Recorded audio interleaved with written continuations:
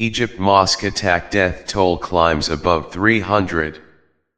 The death toll in a bomb and gun attack on a Sufi mosque in northern Sinai has risen to 305, with 27 children among the dead, Egypt's state prosecutor said Saturday. Another 128 people were injured, according to a statement from the public prosecutor read out on Egyptian state-run news channel Nile TV. Between 25 to 30 armed men carried out the assault on the Al-Rawda Sufi mosque in Bir al-Abed, the statement said. The prosecutor also gave more detail about how the brutal attack unfolded. The attackers arrived in 5 SUVs and were armed with automatic machine guns, the statement said. They took position in front of the mosque and its entrances. Survivors of the incident now at the hospital described massive gunfire and loud explosions at the start of the attack. A number of attackers, some of them masked, then entered the mosque, the statement said.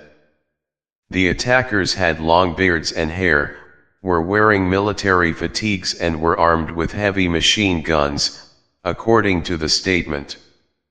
One of those who entered the mosque was carrying an ISIS flag, it said. There has not yet been a claim of responsibility from ISIS or its affiliate in Egypt. However, the attack bears the hallmarks of a strike by ISIS, which maintains a foothold in the north of the Sinai Peninsula and inspires local Islamist extremist groups, despite the efforts of Egyptian security forces. President vows brute force. President Abdel Fattah el-Sisi vowed to respond to the massacre believed to be the deadliest terror attack on the country's soil with brute force. Egyptian warplanes conducted airstrikes on terrorist outposts and vehicles following the attack, the military said Saturday. The Egyptian Air Force pursued the terrorist elements, discovered and destroyed a number of vehicles that carried out the brutal terrorist killings, and killed all terrorists inside those vehicles, military spokesman Tamer Rifai said in a statement Saturday.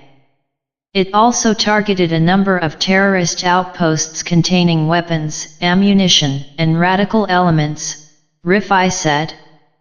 Al-Rawda Mosque is known as the birthplace of an important Sufi cleric.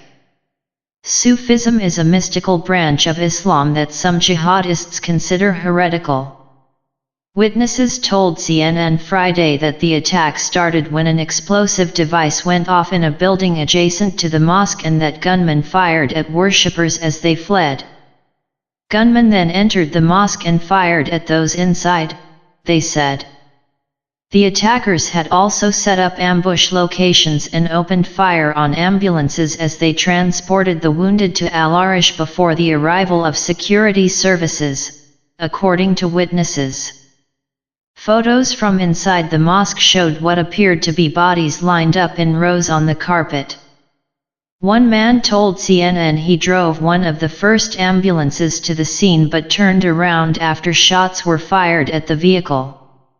Ambulances from Al-Arish managed to reach the mosque only after security forces secured the road, he said. The attackers used automatic weapons, said Dia Rashwan, the chairman of the State Information Service. Some victims were also killed by the explosions. National mourning. In a short, televised speech after meeting with security officials, Sisi said the government would hunt down the attackers. We will respond to this act with brute force against these terrorists, he said.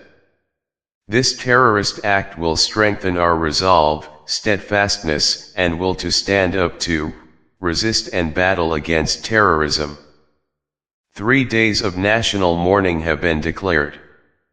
Sisi has also ordered the armed forces to build a memorial to those killed at the mosque, a statement on his official Facebook page said.